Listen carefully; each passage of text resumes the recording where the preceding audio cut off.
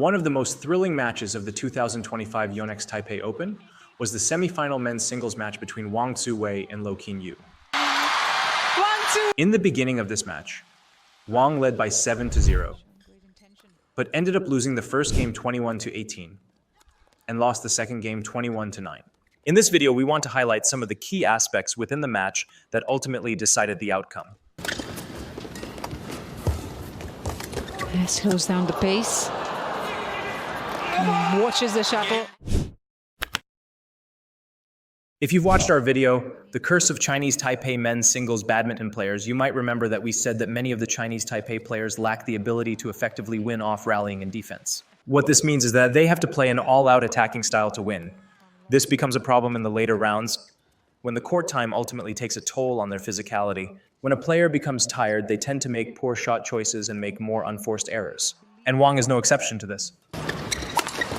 And he does it. If you've watched Wang play, you would have noticed that he plays an extremely aggressive attacking style, where he relies predominantly on his spin net in the front court, his drive in the mid court, and his smash in the back court to score.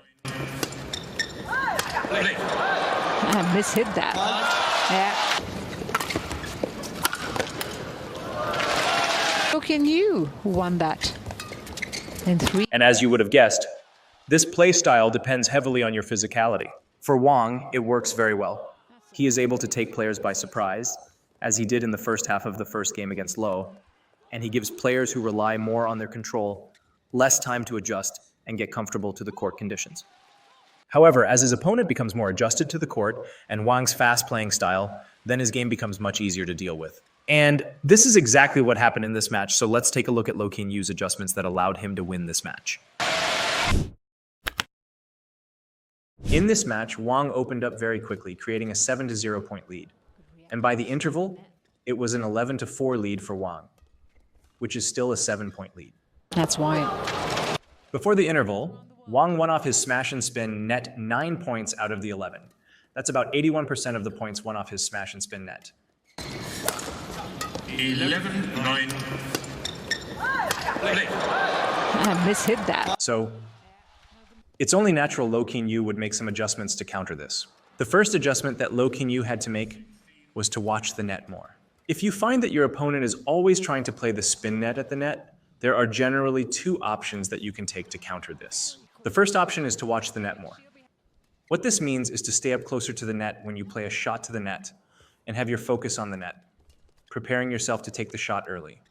For example, in these rallies, you can see Lo Qinyu net and stay up to take Wang's spin net early. Slows down the pace. Watches the shot. Opening game, 21-18.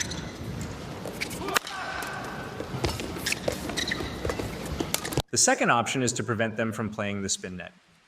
This means when you block or play shots towards the net, you should play them further into the court. That way, when your opponent plays their return, it will go further into your court.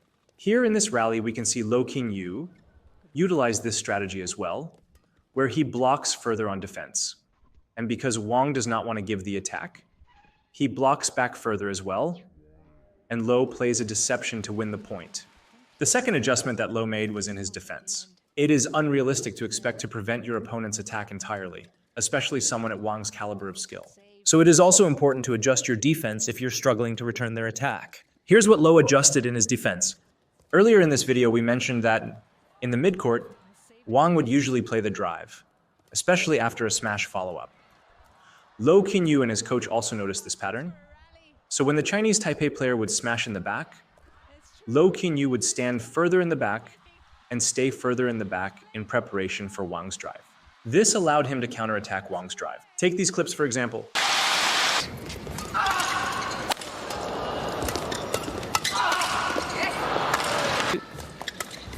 Catch your breath.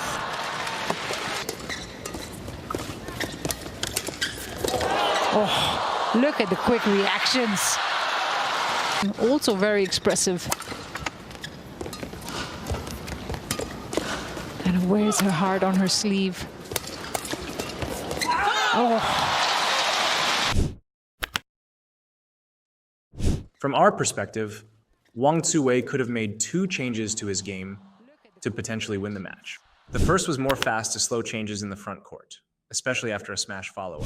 Previously, we mentioned Lowe's adjustment to the drive follow-up after a smash. And when you see something like this, you need to make your own adjustments to adapt to your opponent's adjustments. That is why we wanted to see more fast to slow pace changes, where Wang can hold first and then play his shot.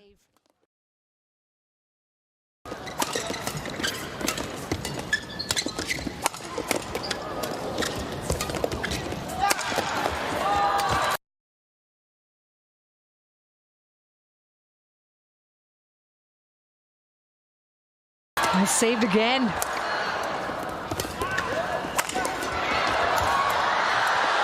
How about this for a rally? It's tremendous. It's still going. He's playing on the floor. The second change that we wanted to see more of from Wang is more patient play. This goes hand in hand with the first change. But while the first change was more focused on his smash follow-up, this change focuses more on his play all around. Instead of forcing flatter lifts that are easily punishable by low King Yu, we wanted to see more patient play, with higher and deeper lifts when out of position, focusing more on stability rather than rushing to finish the point. Having more rallies where Wang played a little more controlled with a slower pace would have added variety to Wang's play and made it difficult for Low to adjust his gameplay. In summary, some key takeaways from this match is when you're up against an attacking player who loves to spin net and smash, make sure to put emphasis on the net and try to watch the net to take it early.